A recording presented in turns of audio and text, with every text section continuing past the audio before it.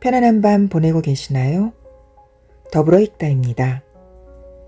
프란츠 카프카의 변신으로 함께하고 있습니다. 가족을 위해 돈을 벌고 있었던 그레고르. 어느 날 자고 일어나니 벌레로 변해 있었죠. 그런 그를 아들로 오빠로 받아주길 힘들었던 가족들은 그레고르를 방에 가두고 음식을 넣어줍니다. 잠시 거실로 나온 그레고르를 본 엄마와 여동생은 말 그대로 벌레 보듯 하고, 외출하고 돌아온 아버지는 그에게 사과를 던지며 위협을 가합니다. 그 이후 그레고르와 가족들은 과연 어떤 상황이 전개될까요? 함께 하실 준비 되셨나요?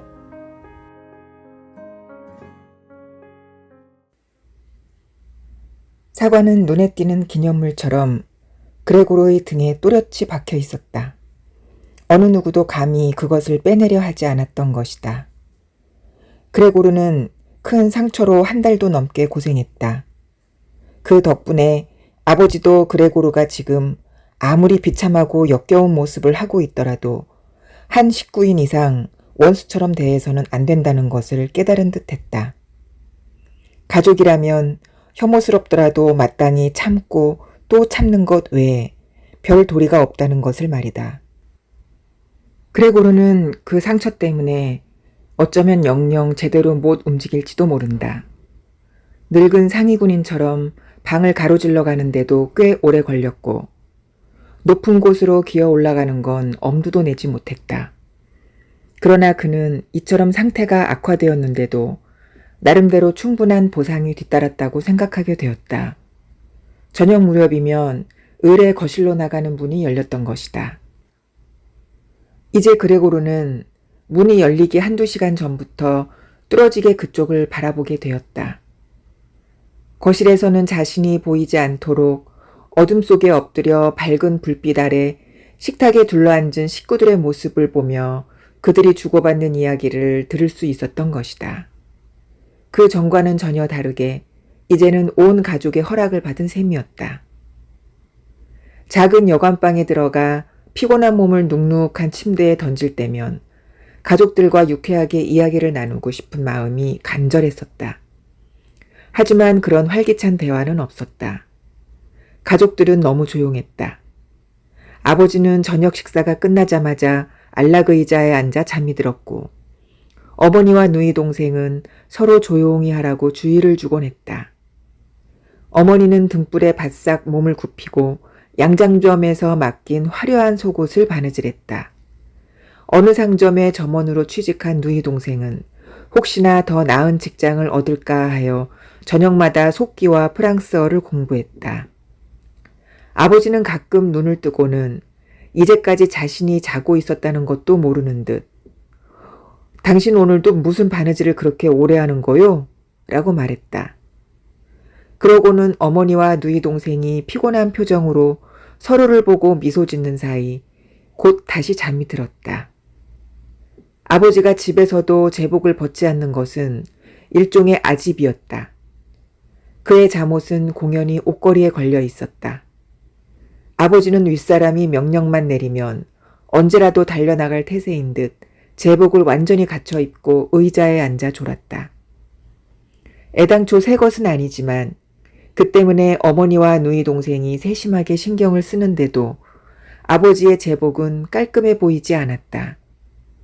그리하여 그레고르는 여기저기 얼룩덜룩하지만 금색 단추만은 언제나 반짝반짝 빛나는 아버지의 제복을 저녁 내내 보고 있어야 했다. 그런 옷을 입고 여간 불편한 게 아닐 텐데도 늙은 아버지는 평온하게 잠을 잤다. 시계가 10시를 치면 어머니는 나직하게 타이르는 두로 아버지를 깨워 침대로 가라고 재촉했다. 소파에서는 어차피 제대로 잘 수도 없고 새벽 6시부터 일을 나가야 하니 조금이라도 편하게 자야 한다는 것이었다. 그러나 사완이 되고 나서 고집만 더 세진 아버지는 늘 식탁 옆에서 좀 더 있다가 들어가겠다고 우겼다. 그리고 번번이 의자에 앉아 골아떨어졌는데 일단 그러고 나면 침대로 들여보내기가 여간 힘든 게 아니었다. 누이 동생과 어머니가 이런저런 잔소리로 아버지를 깨워 보았지만 그는 15분 동안이나 고개만 천천히 저으며 일어나기는커녕 눈을 뜰 생각도 하지 않았다. 어머니는 아버지의 옷소매를 잡아당기며 귀갯말로 좋게 구슬렸고 누이 동생은 이런 어머니를 거들어주려고 하던 공부도 잠시 제쳐놓았지만 아버지는 끄떡도 하지 않고 더 깊숙이 의자에 몸을 파묻었다. 두 여자가 아버지의 겨드랑이에 팔을 끼우고 일으켜 세우려 할 때에야 비로소 아버지는 눈을 번쩍 뜨고 어머니와 누이 동생을 번갈아 쳐다보면서 이것이 인생이야? 이것이 내 말년의 안식이야? 라고 말했다. 아버지는 자기 몸이 짐짝처럼 느껴지는 듯 귀찮아하면서 두 여자에게 의지해 겨우 일어났다. 아버지는 그들 손에 이끌려 문까지 와서야 이제 됐으니 그만 가라고 손짓하고 혼자 걸어갔다. 그러나 어머니는 바느질 손을, 누이 동생은 펜을 황급히 놓고 아버지를 거들러 쫓아갔다. 이렇듯 가족들은 하루 종일 일에 시달리고 저녁이면 피곤해져러 녹초가 될 판국에 누가 필요 이상으로 그레고르를 돌봐줄 수 있겠는가. 살림은 나날이 쪼그라들었다. 하녀도 내보냈고 대신 백발이 성성하고 뼈대가 굵은 데다 몸집이 큰 늙은 파출부가 아침 저녁으로 와서 힘든 일만 해주고 갔다. 나머지 집안일은 어머니가 그 많은 바느질품을 팔면서 도맡아 했다. 어머니와 누이 동생이 모임이나 축제 때 자랑스럽게 달고 다녔던 집안 대대로 물려내려온 장신구까지 파는 지경에 이르렀다. 저녁에 값을 얼마나 받아야 할지 의논하는 소리를 듣고 그레고르도 알게 되었다. 가장 큰 걱정거리는 그레고르를 어떻게 옮겨야 할지 몰라 지금으로서는 너무 큰 이 집에서 이사를 갈 수 없다는 것이었다. 그러나 그레고르는 이사를 못 가는 것이 자기 때문만은 아니라는 것을 알고 있었다.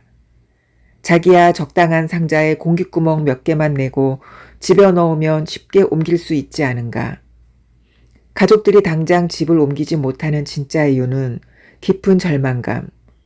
다시 말해 친척이나 친지들 중 어느 누구도 경험하지 않은 불행이 자신들에게 닥쳤다는 생각 때문이었다.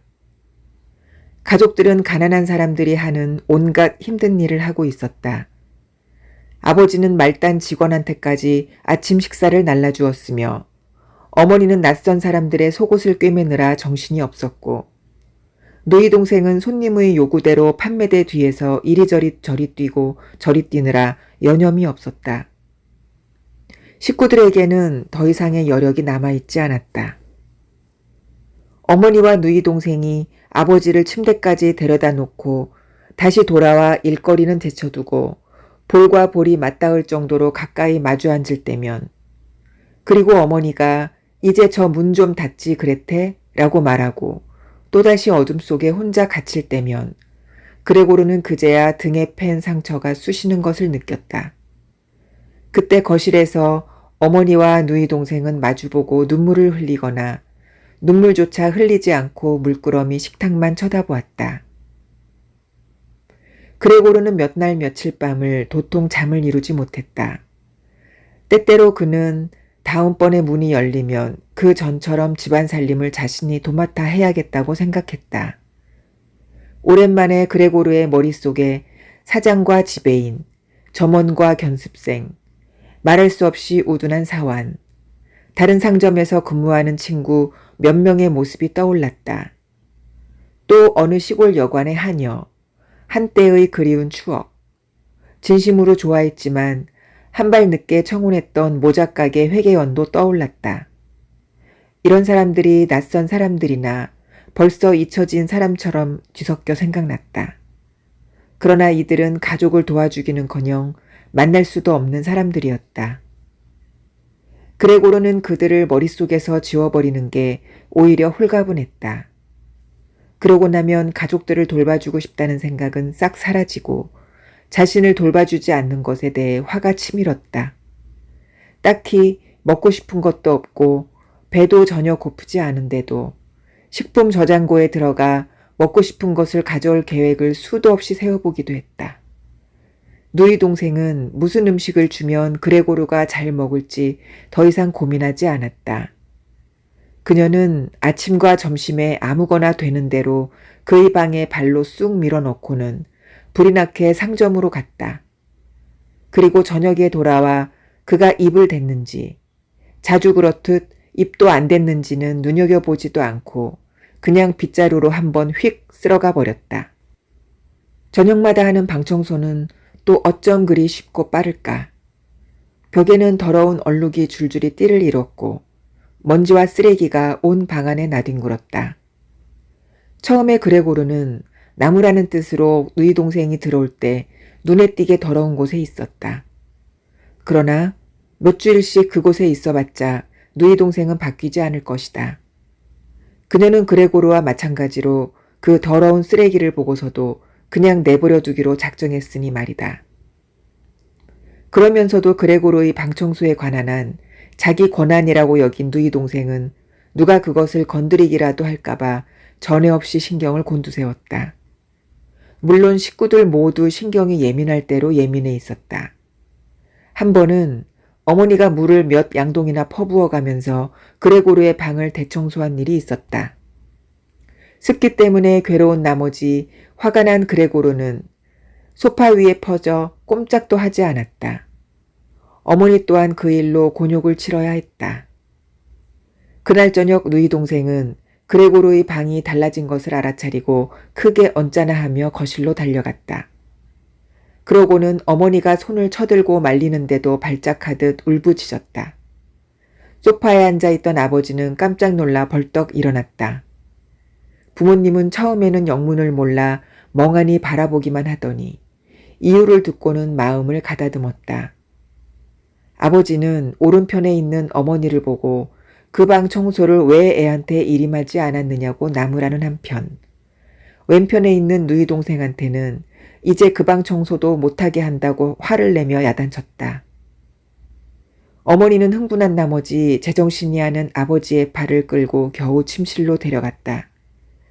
몸부림치며 흐느끼던 누이 동생은 몸을 부들부들 떨더니 조그만 주먹으로 탁자를 콱 내리쳤다. 이러한 소동과 소음을 그레고르가 보고 들을까봐 걱정되어 그의 방문을 닫아야겠다고 생각하는 사람은 아무도 없었다. 그 사실에 화가 난 그레고르는 분을 사귀지 못하고 큰 소리로 씩씩거렸다. 설령 누이 동생이 바깥일에 지쳐 그레고르를 예전처럼 돌봐주지 않는다고 해도 아직은 어머니가 대신 들어올 필요는 없었으며 그렇다고 해서 그레고르가 소홀히 취급당할 이유도 없었다. 왜냐하면 파출부가 있었기 때문이다.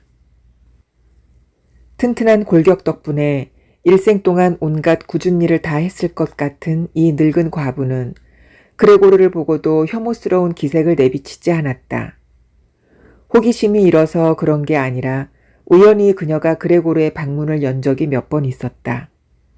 화들짝 놀란 그레고르는 누가 쫓아오지도 않았는데 몹시 당황하여 방 안을 무작정 내달렸다. 그러나 할 몸은 양손을 포개 아랫배에 대고 선체로 가만히 그를 지켜보는 것이었다. 그때부터 파출부 할멈은 매일 아침 저녁으로 잠깐씩 문을 열고 그레고르를 들여다보았다. 처음에는 이리 오너라 늙은 쇠똥구리야 라거나 이 늙은 쇠똥구리 좀 보게 라고 자기 딴에는 다정하게 부르기도 했다. 하지만 그레고르는 아무 대꾸도 하지 않고 애당초 문이 열리지도 않은 것처럼 꼼짝도 하지 않았다. 제멋대로 쓸데없이 자기를 방해하지나 말고 매일 방 청소나 하라고 명령하고 싶었다. 한 번은 다가올 봄날을 알리는 듯 세찬 비가 스산하게 창문을 두드리는 어느 이른 아침이었다. 할멈이 또다시 주저리 말을 걸어오자 화가 치민 그레고르는 힘없이 천천히 몸을 돌리기는 했지만 덤벼들듯이 그녀와 마주섰다. 그러나 그녀는 무서워하기는커녕 문 옆에 놓인 의자를 높이 쳐들고 입을 딱 벌린 채 그대로 서 있었다. 의자로 그레고르의 등을 내리치고서야 입을 다물겠다는 폼이었다. 그레고르가 다시 몸을 돌리자 할멈은 더는 안 되겠지라며 의자를 가만히 구석에 내려놓았다. 이 무렵 그레고르는 거의 아무것도 입에 대지 않았다. 가져다 놓은 음식 옆을 우연히 지나치게 되면 장난삼아 한 입 베어 무는 정도였다. 그것도 몇 시간이나 물고 있다가 그대로 뱉어버리기 일쑤였다.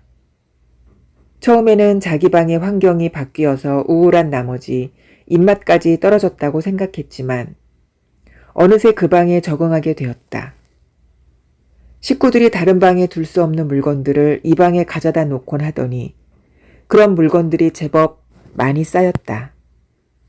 방 하나를 비워 하숙하는 사람 셋을 들였던 것이다. 그레고르가 문틈으로 내다보니 셋 모두 텁석 나룻이 많았다. 이 점잖은 신사들은 여기 새들어 살게 된 이상 자기 방뿐 아니라 집안 구석구석 지저분한 꼴을 못 봤다. 특히 부엌이 청결해야 한다며 참견을 했다. 쓸데없는 잡동산이나 자질구레한 물건들이 널려 있는 것도 못 견뎠다. 게다가 그들이 자기 세간을 직접 가지고 오는 바람에 집안에 물건이 넘쳐났다. 그리하여 내다 팔 수도 없고 그렇다고 버리기도 아까운 물건들은 몽땅 그레고르 방으로 옮겨졌다. 부엌에서 쓰는 재 담는 통과 쓰레기통까지 들어왔다. 늘 바삐 서둘러대는 파출부 할멈은 당장 필요 없는 것들은 눈에 띄는 대로 그레고르 방에 집어넣었다. 그나마 그레고르한테 다행스러운 것은 그때마다 물건과 손만 보였다는 것이었다. 할멈은 적당한 때가 되면 그런 물건들을 다시 가져가거나 기회 있을 때 한꺼번에 내다버릴 생각인 듯 했다. 그러나 그레고르가 물건들 사이를 헤집고 들어가 옮겨놓지 않았다면 처음 던져놓은 그 자리에 더 그대로 있었을 것이다. 처음에 그레고르는 돌아다닐 공간조차 없어서 어쩔 수 없이 물건들을 옆으로 치워놓곤 하다가 어느새 점점 재미를 붙였다. 그렇게 돌아다니고 나면 당장 죽을 것처럼 피로하고 온몸을 덮쳤고 서글픈 마음까지 더해 몇 시간 동안이나 꼼짝도 못하고 엎드려 있는데도 말이다. 가끔 식구들이 공동으로 사용하는 거실에서 하숙인들이 저녁 식사를 하곤 하는데 그때는 거실로 통하는 그레고르의 방문이 저녁 내내 닫혀 있었다. 그러나 그레고르는 문이 열리기를 바라지도 않았고 문이 열렸을 때도 예전처럼 굴지 않았다. 식구들 눈에 띄지 않게 가장 컴컴한 구석에 엎드려 있었을 뿐이다. 그런데 한 번은 파출부 할멈이 그레고르의 방문을 조금 열어놓았는데 저녁에 하숙인들이 들어와 불을 켤 때까지도 닫지 않았다. 그들은 전에 아버지와 어머니 그리고 그레고르가 앉았던 윗자리에 앉더니 냅킨을 펴고 나이프와 포크를 집어들었다. 잠시 후 어머니가 고기 접시를 들고 나타났고 그 뒤에 누이 동생이 감자가 수북이 쌓인 접시를 들고 들어왔다. 김이 모락모락 나는 음식들이었다. 하숙인들은 먹기 전에 검사라도 하듯이 앞에 놓인 접시 위로 몸을 숙였다. 그들 중 연장자로 보이는 가운데 앉은 남자가 고기 한 점을 자기 접시에 옮겨 담기 전에 칼로 먼저 썰어 보았다. 연하게 구워지지 않았으면 부엌으로 돌려보내려고 여러 사람들 앞에서 확인하는 것이었다. 그러나 마음에 든 모양이었다. 긴장한 표정으로 그것을 지켜보던 어머니와 누이 동생은 그제야 안도의 한숨을 내쉬며 미소 지었다. 가족들은 부엌에서 식사를 했다. 그러나 아버지는 부엌으로 가기 전에 거실을 들러 모자를 손에 들고 인사를 하면서 식탁을 휘둘러 보았다. 하숙인들도 모두 일어서서 수염이 덥수룩한 얼굴로 뭐라고 중얼거렸다. 아버지가 나가고 하숙인들만 남게 되면 그들은 거의 아무 말도 하지 않고 식사만 했다. 그런데 이상하게도 그레고르의 귀에는 그들이 식사를 하면서 내는 온갖 소리 가운데 음식 씹는 소리가 유난히 또렷하게 들렸다. 마치 사람이란 뭔가를 먹으려면 모름지기 이가 있어야 하고 아무리 멋진 턱이 있어도 이가 없으면 아무 소용없다고 강조하는 듯 했다. 나도 먹고 싶은데 하지만 저런 음식은 싫어. 저들처럼 먹다가는 나는 죽고 말겠지? 그레고르는 걱정스럽게 중얼거렸다. 바로 이날 저녁이었다. 변신한 뒤로는 들어본 기억이 없는 바이올린 소리가 부엌 쪽으로 들려왔다. 하숙인들은 어느덧 식사를 끝냈다. 연장자가 신문을 꺼내 다른 두 남자에게 한 장씩 나누어 주자 그들은 의자에 몸을 기대고 신문을 읽으면서 담배를 피웠다. 바이올린 소리가 들려오자 그들은 일제히 귀를 기울였다. 그러고는 모두 일어나 발끝으로 가만가만 걸어가서 부엌문 앞에 바싹 붙어 섰다. 부엌에서도 그들이 다가오는 소리를 들은 모양인지 아버지가 소리쳤다. 바이올린 소리가 신경 쓰이세요? 그럼 곧 그만두게 하지요. 그러자 연장자가 말했다. 천만에요. 그럴 리가 있겠습니까? 괜찮으시다면 따님께서 이쪽으로 와서 연주해 주시지 않겠습니까? 여기가 한결 편하고 아늑할 텐데요. 괜찮고 말고요. 아버지는 마치 자기가 바이올린을 연주하는 것처럼 말했다. 하숙인들은 거실로 돌아와서 기다렸다. 오래지 않아 아버지가 스탠드를 들고 어머니는 악보를, 누이 동생은 바이올린을 들고 들어왔다. 누이 동생은 침착하게 연주할 준비를 했다. 지금까지 살아오는 동안 한 번도 하숙을 친 적이 없는 부모님은 하숙인들에게 필요 이상으로 예의를 갖춘 나머지 자기네 소파에 앉으려고도 하지 않았다. 아버지는 제복 단추를 모두 채우고 단추와 단추 사이에 오른손을 찔러 넣은 채 문을 기대섰다.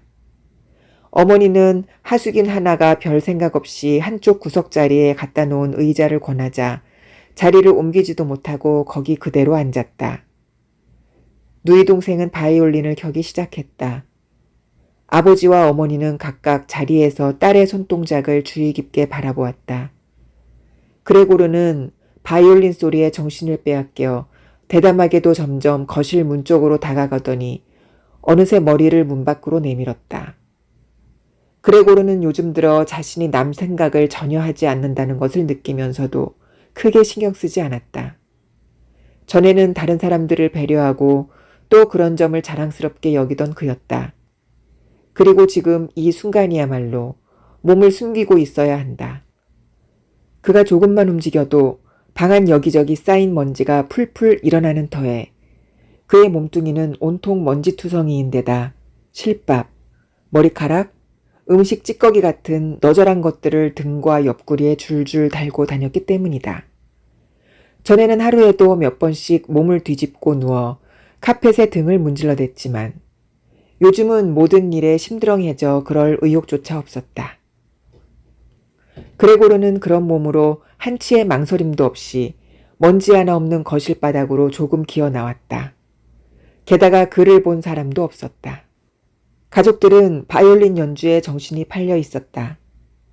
하숙인들은 처음에는 바지 주머니에 두 손을 찔러 넣고 누이 동생의 스탠드 바로 뒤에 자리 잡고 섰다. 악보를 들여다볼 수 있을 만큼 가까이 붙어 서 있었기 때문에 분명 누이 동생한테는 방해가 되었을 것이다. 그러나 곧 그들은 머리를 숙이고 나직하게 두런거리더니 창 쪽으로 물러나 계속 거기 머물렀다. 아버지는 걱정스러운 눈으로 하숙인들을 바라보았다. 그들은 아름다운 바이올린 연주를 즐길 수 있으리라 기대했다가 실망한 모양인지 연주 자체를 지겨워하는 기색이 역력했다. 예의상 할 수 없이 듣고 있었던 것이다. 셋 다 코와 입으로 허공에다 담배 연기를 내뿜는 모습으로 봐 무척 짜증스러워하는 것이 분명했다. 그러나 누이 동생은 정말 아름답게 연주를 계속했다. 고개를 옆으로 살짝 기울이고 음악에 젖어 슬픈 눈빛으로 악보를 훑어내려갔다. 그레고르는 조금 더 앞으로 기어갔다.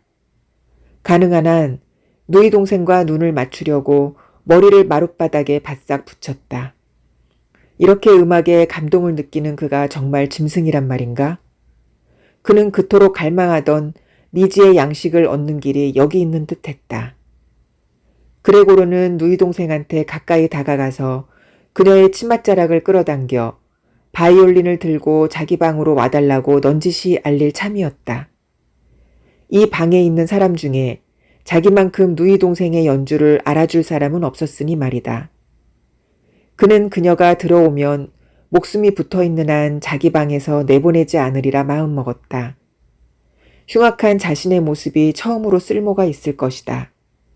자기 방의 문이란 문은 모조리 지키고 있다가 들어오는 족족 덤벼들 것이다.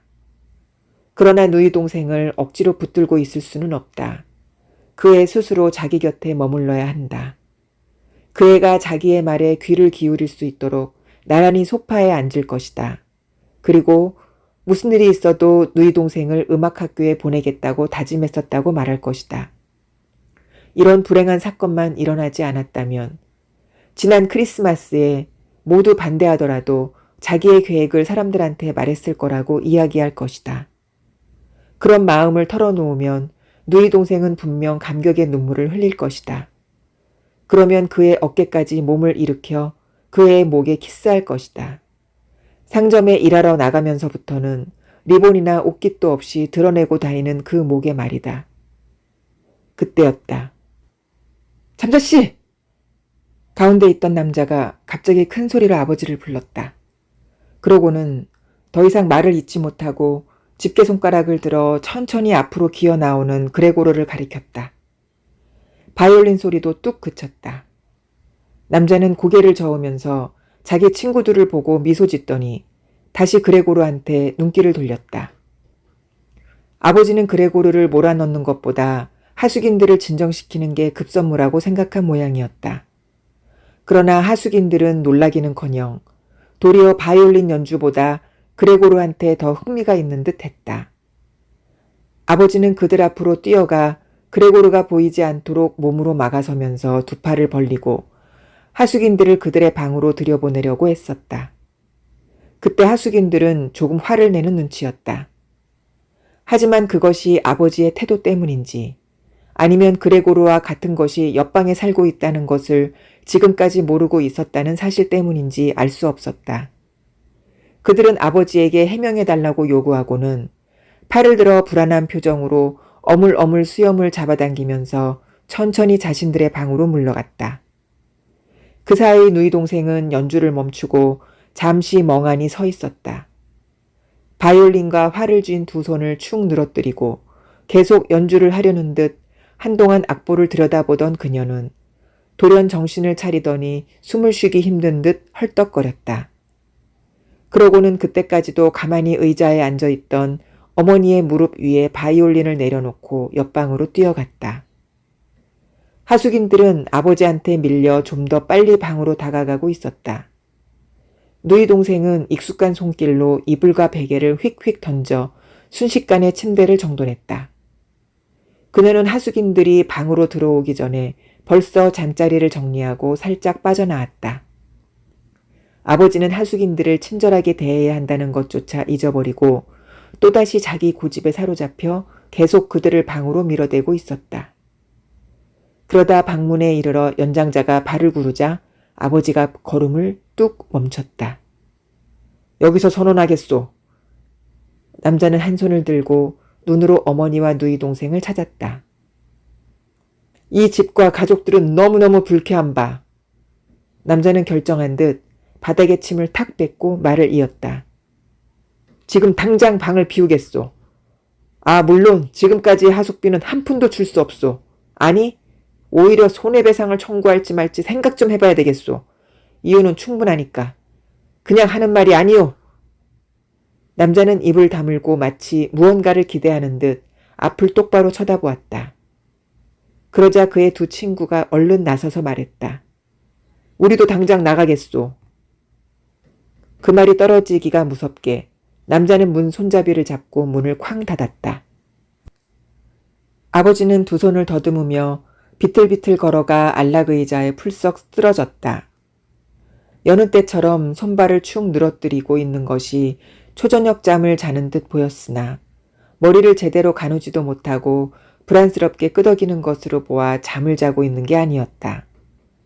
그레고르는 하숙인들에게 들킨 순간부터 계속 그 자리에 가만히 있었다. 계획이 수포로 돌아가 실망한 데다 오랫동안 굶은 탓에 약해질 대로 약해진 몸을 도저히 가눌 수가 없었다. 그는 머지않아 식구들의 감정이 한꺼번에 폭발하여 자신에게 쏟아질 거라는 사실을 확인하고 두려운 마음으로 기다리고 있었다. 그때 어머니의 손이 떨리면서 무릎에 놓인 바이올린이 스르르 미끄러져 쾅 하고 바닥에 떨어졌는데도 그레고로는 조금도 놀라지 않았다. 어머니, 아버지! 누이 동생은 말을 꺼내기 전에 먼저 손으로 식탁을 내리쳤다. 더는 이렇게 못 살겠어요. 어머니와 아버지는 어떠실지 모르지만 저는 알고 있었어요. 이제 저런 괴물한테 오빠라고 부르지 않겠어요. 그러니까 제 말은 우리가 저것한테서 벗어나야 한다는 거예요. 우리는 사람으로서 해야 할 도리는 다 하면서 저것을 참고 돌봤어요. 그러니 아무도 우리를 비난하지 못할 거예요. 저의 말이 100번 오라. 아버지가 혼잣말로 중얼거렸다. 아직도 호흡을 완전히 가다듬지 못한 어머니는 초점 잃은 눈빛으로 손을 입에 갖다 대고 소리 죽여 계속 기침을 했다. 누이 동생은 어머니 곁으로 달려가 이마를 짚어보았다. 아버지는 누이 동생의 말을 듣고 결심한 듯 똑바로 앉아서 하숙인들이 저녁 식사를 한 뒤 아직 치우지 않은 접시 사이로 사완 모자를 굴리며 이따금씩 꼼짝도 하지 않고 가만히 있는 그레고르를 내려다보았다. 저것한테서 벗어나야 해요. 누이 동생은 기침을 하느라 아무 말도 듣지 못하는 어머니는 제쳐두고 아버지한테 말했다. 저것이 분명 어머니와 아버지를 돌아가시게 만들 거예요. 틀림없어요. 온 식구들이 하루 종일 힘들게 일해야 겨우 먹고 사는 형편인데 집에서조차 쉬지도 못하고 시달려야 하다니 이제 더 이상 참을 수가 없어요. 이렇게 말하고 누이 동생은 격렬하게 울부짖었다. 어머니는 딸의 눈물이 자신의 얼굴로 흘러내리자 기계적으로 그것을 훔쳤다. 얘야, 그럼 우리는 어떻게 하면 좋겠니? 아버지는 다 이해한다는 듯 동정하는 눈빛으로 말했다. 누이 동생은 구체적인 생각이 있는 건 아니라는 듯 어깨만 으쓱할 뿐이었다. 울다 보니 조금 전 단호했던 마음이 어느새 사라지고 도리어 어찌할 바를 몰랐던 것이다. 우리가 하는 말을 저 애가 알아듣는다면 아버지는 반쯤 물어보는 투로 말했다. 누이 동생은 울다 말고 그런 일은 아예 생각조차 하지 말라는 듯이 한 손을 마구 내저었다. 저 애가 우리의 말을 알아듣는다면 아버지는 같은 말을 되풀이했다. 그러나 있을 수 없는 일이라고 확신하는 누이 동생의 말을 믿는 듯 지그시 눈을 감았다. 그렇게라도 하면 저 애와 의논할 수 있을 텐데 그런데 저 모양으로는 내쫓아야 해요. 누이 동생이 소리쳤다. 그럴 수밖에 없어요, 아버지. 저것이 오빠라는 생각을 버려야 해요. 우리가 이제까지 너무 오랫동안 그렇게 믿어온 것이 불행이었어요. 저것이 어떻게 오빠일 수가 있죠? 저것이 정말 오빠라면 사람이 저런 짐승하고 같이 살 수 없다는 것쯤은 벌써 깨닫고 자기 스스로 나갔을 거예요. 그랬더라면 오빠는 사라졌을 망정 우리는 언제까지나 존경하는 마음으로 오빠를 기억하면서 살아갈 거예요. 그런데 저것은 우리를 못살게 굴고 하숙인들까지 쫓아내잖아요. 아마 나중에는 저것이 우리 집을 몽땅 차지하고 우리는 길바닥에서 밤을 지새우게 될 거예요. 저것 좀 보세요, 아버지. 또 시작이야. 누이 동생이 갑자기 소리를 질렀다. 그레고르는 누이 동생이 왜 이토록 자신을 무서워하는지 이유를 알 수 없었다. 그녀는 그레고르 가까이 있느니 차라리 어머니를 저버리기로 한 모양인지 어머니 곁에서 벌떡 일어나 얼른 아버지 뒤로 달아났다. 덩달아 흥분한 아버지도 자리에서 일어나 누이 동생을 보호하려는 듯 두 팔을 반쯤 쳐들었다. 그러나 그레고르는 누이 동생은 물론 어느 누구한테도 겁줄 생각이 없었다. 그는 다만 자기 방으로 들어가려고 몸을 돌렸던 것이다. 그런데 허약한 몸으로는 얌전히 돌아설 수가 없었다. 너무 힘이 들다 보니 머리를 여러 번 쳐들었다가 바닥에 내리칠 수밖에 없었고 그 기묘한 동작이 이상하게 비친 모양이었다. 그는 동작을 멈추고 주위를 둘러보았다. 갑작스런 그레고르의 행동에 순간적으로 놀라기는 했으나 가족들은 곧 그가 나쁜 뜻으로 그런 게 아니라는 것을 알아차린 듯 했다. 그들은 이제 슬픈 표정으로 묵묵히 그를 바라보았다. 어머니는 두 다리를 모아 쭉 뻗고 안락 의자에 누워 있었다. 피곤한지 눈꺼풀이 거의 감기다시피 했다. 누이 동생은 한 팔로 아버지의 목을 감고 나란히 앉아 있었다. 이제 몸을 돌려도 되겠지라고 생각한 그레고르는 다시 움직였다. 힘에 붙여 연신 숨을 몰아쉬었고 이따금 쉬었다가 다시 움직였다. 아무도 그를 내몰지 않았고 단지 그가 하는 대로 내버려 두었다. 그는 몸을 다 돌리자 곧장 자기 방으로 기어갔다. 그레고르는 자기 방이 너무 멀다는 것을 깨닫고 깜짝 놀랐다. 쇠약한 몸으로 어떻게 이만큼이나 기어 나왔는지 신기할 뿐이었다. 오로지 빨리 기어가야 한다는 생각밖에 없었던 그레고르는 가족들이 조금도 방해하지 않고 소리치기는커녕 말 한마디 없다는 것도 전혀 몰랐다. 가까스로 문 앞에 이르렀을 때 비로소 그는 굳은 듯 뻣뻣한 목을 조금 돌려 뒤를 돌아보았다. 누이 동생이 자리에서 일어난 것 말고는 달라진 것이 전혀 없었다. 마지막으로 고개를 돌리면서 그는 아예 잠이 든 어머니를 스치듯 힐끗 보았다. 그레고르가 방에 들어서자마자 뒤에서 문이 쾅 닫히더니 빗장이 잠겼다. 갑작스러운 소리에 깜짝 놀란 그레고르는 다리가 휘청거렸다. 후다닥 문을 닫은 사람은 누이 동생이었다. 그녀는 일어서서 기다리고 있다가 번개같이 달려왔던 것이다. 그레고르는 그녀가 다가오는 소리도 듣지 못했다. 드디어! 누이 동생은 마지막으로 열쇠를 돌리면서 부모님한테 소리쳤다. 이제부터 어떻게 할 작정이지? 그레고르는 스스로에게 물어보며 어둠 속을 둘러보았다. 그는 곧 자신이 더 이상 움직일 수 없다는 것을 깨달았다. 하지만 별로 놀라지 않았다. 이렇듯 가느다란 다리로 지금까지 걸어 다녔다는 것이 오히려 이상한 일이었다. 한편으로는 몸이 개운하기도 했다. 온몸이 쑤시고 아프기는 했지만 점점 통증이 가라앉을 것이고 그러다 보면 완전히 나을 것만 같았다. 등에 박힌 사과도 어느새 썩고 그 둘레에 난 염증 부위에 먼지가 솜털처럼 쌓여 있었지만 아무런 감각도 느껴지지 않았다. 그레고르는 연민과 사랑하는 마음으로 가족들을 생각해 보았다. 자신이 사라져야 한다는 생각은 누이 동생보다 그에게 훨씬 더 절실했다. 시계탑의 시계가 새벽 3시를 알릴 때까지 그레고르는 이처럼 공허한 마음으로 고요히 생각에 잠겼다. 창밖이 밝아오는 것을 느끼기도 했다. 그때 자신도 모르게 그의 머리가 푹 수그러졌다. 그의 콧구멍에서는 마지막 숨이 가늘게 새어나왔다. 아침 일찍 온 파출부 할멈은 여느 때처럼 잠깐 그레고르의 방을 들여다보았다. 하지만 이상한 점을 알아차리지 못했다. 제발 그러지 말라고 누누이 부탁했는데도 힘이 넘치는 데다 성미가 급한 할멈은 집안의 문이란 문은 모조리 쾅쾅 닫고 다니는 통에 그녀만 오면 온 식구들이 제대로 잠을 잘 수가 없었다. 할멈은 그레고르 기분이 안 좋은 척 일부러 꼼짝도 하지 않는 거라고 생각했다. 그녀는 그가 뭐든지 다 이해한다고 믿는 모양이었다. 그녀는 문가에 서서 때마침 손에 들고 있던 기다란 빗자루로 그를 간지려 보았다. 그러나 아무런 반응이 없자 분한 마음이 든 할멈은 이번에는 살짝 찔러 보았다. 그가 아무런 저항도 하지 않고 그대로 밀려나가자 할멈은 그제야 놀란 눈으로 유심히 살펴보았다. 무슨 일이 일어났는지 곧 알게 된 할멈은 눈을 휘둥그렇게 뜨고 휘파람을 휘 불었다. 할멈은 지체 없이 잠자씨 부부의 침실문을 열어젖히고 어두운 방에다 대고 큰 소리로 외쳤다. 좀 와보세요. 저것이 죽었어요. 저기 완전히 죽어 나자빠졌다니까요. 침대에서 벌떡 일어난 잠자씨 부부는 할멈의 말을 알아듣기도 전에 우선 놀란 가슴부터 쓸어내리고 각자 침대 양쪽으로 후다닥 내려왔다.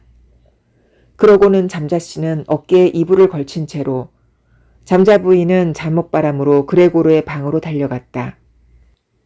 그 사이 하숙인들이 들어온 뒤부터 그레테가 잠을 자는 거실문도 열렸다. 그레테는 아예 잠을 안 잔 사람처럼 옷을 완전히 갖춰 입고 있었다. 얼굴이 창백한 것으로 보아 한숨도 자지 않은 것이 분명했다. 죽었다니? 잠자 부인은 믿을 수 없다는 듯 할멈을 쳐다보고 물었다. 자신이 직접 확인해 볼 수도 있고 또 굳이 그러지 않아도 알 수 있는 일이었는데도 말이다. 제가 보기에는 그런 것 같아요. 할멈은 증명해 보이려는 듯 빗자루를 가지고 그레고르의 시체를 옆으로 멀찍이 밀어보았다. 잠자 부인은 그러지 못하도록 빗자루를 가로막을 듯 하다가 멈칫했다. 이제 우리는 하느님께 감사드려야 되겠다. 잠자씨가 그렇게 말하고 성호를 긋자 새 여자도 따라했다. 그때까지 계속 시체만 바라보던 그레테가 입을 열었다. 저것 보세요. 어쩜 저렇게도 말랐을까요? 벌써 오래전부터 아무것도 안 먹었어요. 먹을 것을 들여놔도 그대로 나오곤 했죠. 그레고르의 몸은 정말 너무 말라서 백가죽이 등에 달라붙을 만큼 납작했다. 사람들은 그가 더 이상 다리로 몸을 지탱하고 있지도 않고 달리 눈길을 피할 만한 것도 없는 지금에서야 비로소 그 사실을 알게 되었다.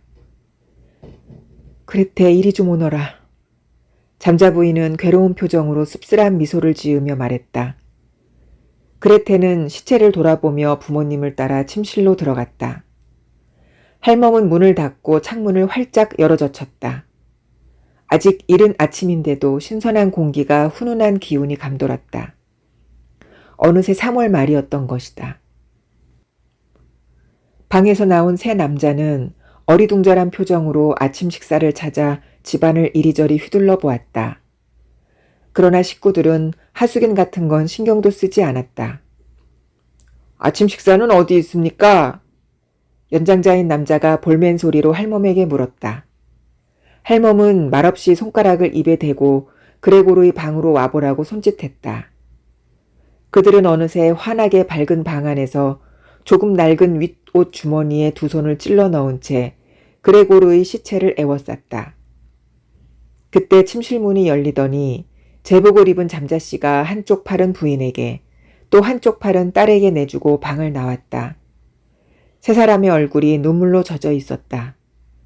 그레테는 간간히 아버지의 팔에 얼굴을 묻었다. 이 집에서 당장 나가주시오! 잠자씨는 두 여자가 붙든 채로 손을 들어 현관을 가리키며 말했다. 무슨 말씀이신지요?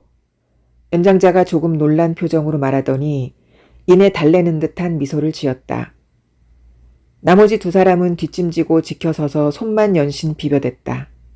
마치 자기들한테 유리한 말다툼이 벌어지기를 기꺼운 마음으로 기다리는 것 같았다. 방금 말한 대로요. 잠자씨는 툭 내뱉고는 두 여자를 양쪽에 낀 채 나란히 남자 앞으로 걸어갔다. 남자는 꼼짝도 하지 않고 그 자리에 서서 마치 머릿속으로 여러 가지 일들을 정리하는 듯 잠시 바닥을 내려다보았다. 정 그러시다면 나가야죠. 남자는 마치 이 같은 결심조차 승인을 받으려는 듯 벼랑간 겸손하게 잠자씨를 바라보았다. 잠자씨는 눈을 부릅뜬 채로 고개를 몇 번 까닥였다. 그러자 남자는 곧장 현관으로 뚜벅뚜벅 걸어갔다. 어느새 손 비비던 것을 멈추고 귀를 기울이던 두 친구도 그의 뒤를 따라 깡충거리다시피 뛰어갔다. 마치 잠자씨가 자기들보다 먼저 현관으로 나가 연장자를 따라가는 그들을 가로막을까봐 겁내는 듯이. 세 사람은 현관 옷걸이에 걸린 모자와 통에 꽂아놓은 지팡이를 집어들고 말없이 고개 숙여 인사만 하고 집을 떠났다. 잠자씨는 왠지 믿을 수 없어 두 여자를 데리고 현관 밖으로 나가 난간에 기대 서서 가만히 지켜보았다. 하지만 그의 의심은 한낱 기우에 지나지 않았다. 새 남자는 긴 계단을 천천히 멈추지 않고 계속 내려갔다. 잠자씨와 두 여자는 각 층의 계단을 돌아갈 때마다 잠깐씩 사라졌다가 다시 나타나는 그들의 모습을 계속 내려다보았다.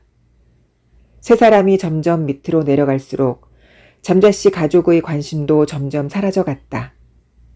저 밑에서 머리에 짐을 인 정육점 점원이 새 남자를 지나쳐 힘차게 계단을 올라올 때에야 비로소 잠자씨는 홀가분한 마음으로 두 여자를 데리고 집으로 들어갔다. 잠자씨 가족은 오늘 하루 쉬면서 산책을 나가기로 했다. 그들은 오늘 하루만큼은 일을 하지 않고 쉴만도 했고 또 무엇보다 휴식이 필요했다. 그들은 먼저 탁자 앞에 앉아 잠자씨는 지배인에게, 잠자 부인은 바느질감을 맡긴 사람에게, 그리고 그레테는 상점 사장에게 각각 결근개를 썼다. 한창 결근개를 쓰고 있을 때 파출부 할멈이 들어와 아침 일이 끝났으니 그만 돌아가겠다고 말했다. 세 사람은 편지를 쓰느라 얼굴도 들지 않고 고개만 끄덕였다. 그러나 할멈이 좀채 그 자리를 떠나려고 하지 않자 그들은 불쾌한 표정을 지으며 고개를 들었다. 왜 그러고 있소? 잠자씨가 물었다. 파출부 할멈은 문 밖에 서서 빙긋이 웃었다. 마치 가족들에게 더없이 반가운 소식이 하나 있는데 꼬치꼬치 캐묻지 않으면 굳이 알려주지 않겠다는 듯한 태도였다. 할멈의 모자에 거의 수직으로 꽂힌 작은 타족 깃털에 가볍게 한들거렸다. 잠자씨는 할멈이 집에 와서 일할 때면 늘 그 깃털이 몹시 눈에 거슬렸다. 무슨 볼일이라도 있나요? 잠자 부인이 물었다.